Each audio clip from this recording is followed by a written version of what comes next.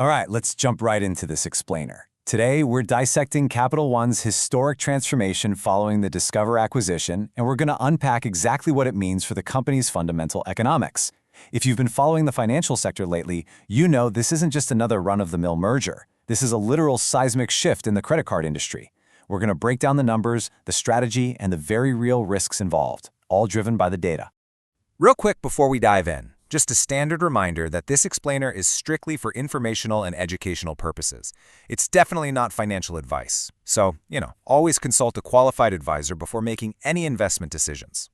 We've got a really clear roadmap for today.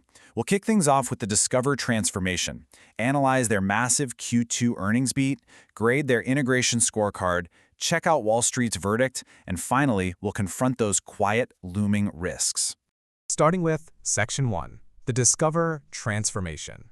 So, to truly grasp why this May 2025 blockbuster deal is the largest credit card acquisition in U.S. history, we really have to talk about interchange economics.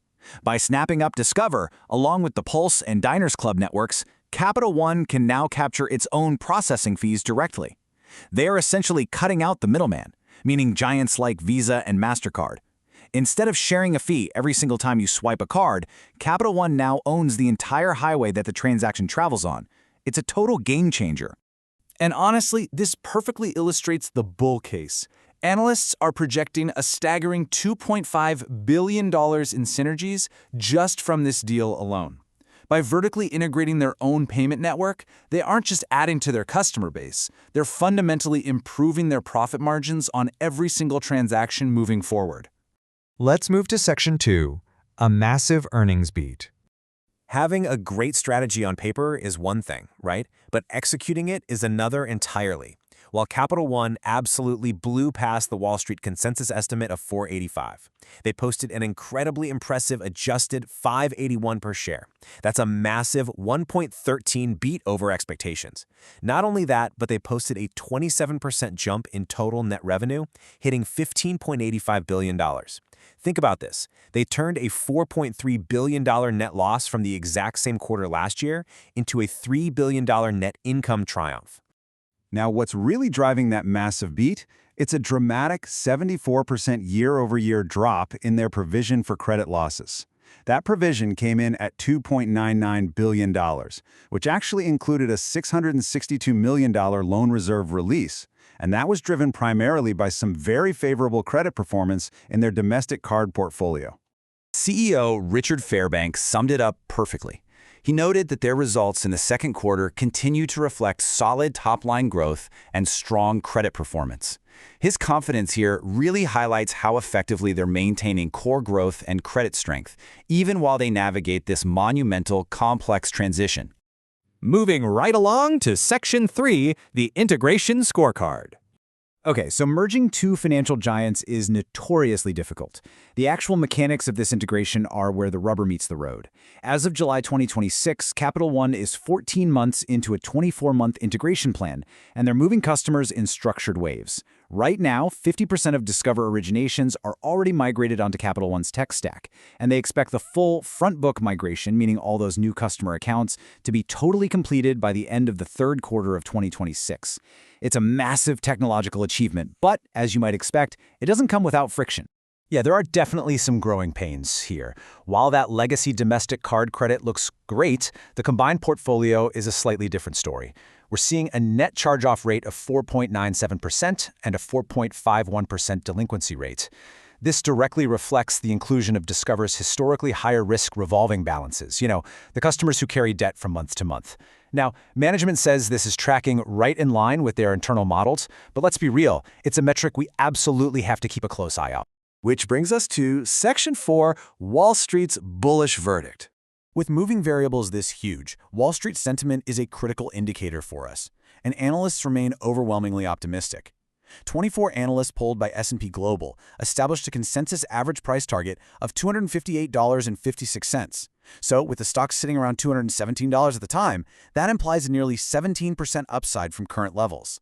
When we break those ratings down, heavy hitters like UBS see massive upside, pushing their target up to $280. Bank of America sits at $253 with a buy rating. But it's not all sunshine. You have outliers like Guru Focus. They actually calculate that the stock's current price-to-earnings ratio, which is sitting about 20% above its 5-year median, makes the stock 17% overvalued right now, pinning a true value around $181.45. So this sharp divergence in valuation begs a really important question. If the overall consensus is so incredibly bullish, what exactly are the outliers seeing? Are there systemic hurdles and hidden macroeconomic risks waiting just around the corner? Let's tackle that in Section 5, Looming Risks and Headwinds. A successful internal integration doesn't just happen in a vacuum, right? It happens in the real-world economy, and investors literally cannot ignore the multiple red flags popping up on the horizon. First up is consumer credit quality. U.S. credit card debt climbed by $21 billion in just the second quarter to reach a staggering $1.263 trillion. If the consumer folds under the weight of that debt, Capital One is right in the line of fire. It's a severe macro environment risk. On top of that, there is an eye-opening trend from the inside. Over the past 12 months, we've seen aggressive insider selling, totaling $78.7 million. In the last 6 months alone, there were 34 stock sales. And how much insider buying was there during that exact same period? Exactly 0. When insiders are selling and nobody is buying, well, that always warrants a closer look.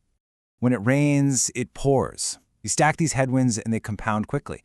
You've got rising consumer debt, you have slowing domestic card growth, trickling down to just 1.92% year-over-year in July. You've got the high insider selling. Then add the sheer complexity of Capital One's recent $5.15 billion acquisition of the fintech firm Brex happening at the exact same time. And crucially, there's the regulatory environment, including a proposal made by President Trump in January 2026 to cap credit card interest rates at 10%. Regardless of where that specific proposal goes politically, regulatory scrutiny is a major headwind for card economics. And this really illustrates the core tension of the company's future.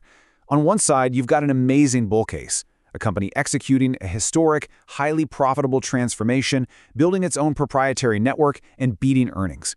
On the exact opposite side, you have a bear case fueled by a perilous economic landscape of macro debt, insider sales, and very real regulatory headwinds. Let's look at the snapshot to ground ourselves in the data. At roughly $217 a share, Capital One is trading at an attractive 10.4 times forward earnings. Analysts project an impressive full-year 2026 EPS of $20.19, boasting an 11% compound annual growth rate over 2 years. Plus, they offer a 1.5% dividend yield. So whether you see a deeply undervalued banking titan or a risky play hovering near its 52-week peak, it really depends entirely on your conviction in the Discover integration. As you digest all this data, the ultimate question remains. As Capital One fundamentally reshapes its economics, can the historic synergies of this new banking titan actually withstand the immense pressures of a trillion-dollar consumer debt bubble? That's the billion-dollar question. Thank you so much for joining me for this explainer. Keep analyzing the data, stay curious, and we'll catch you in the next one.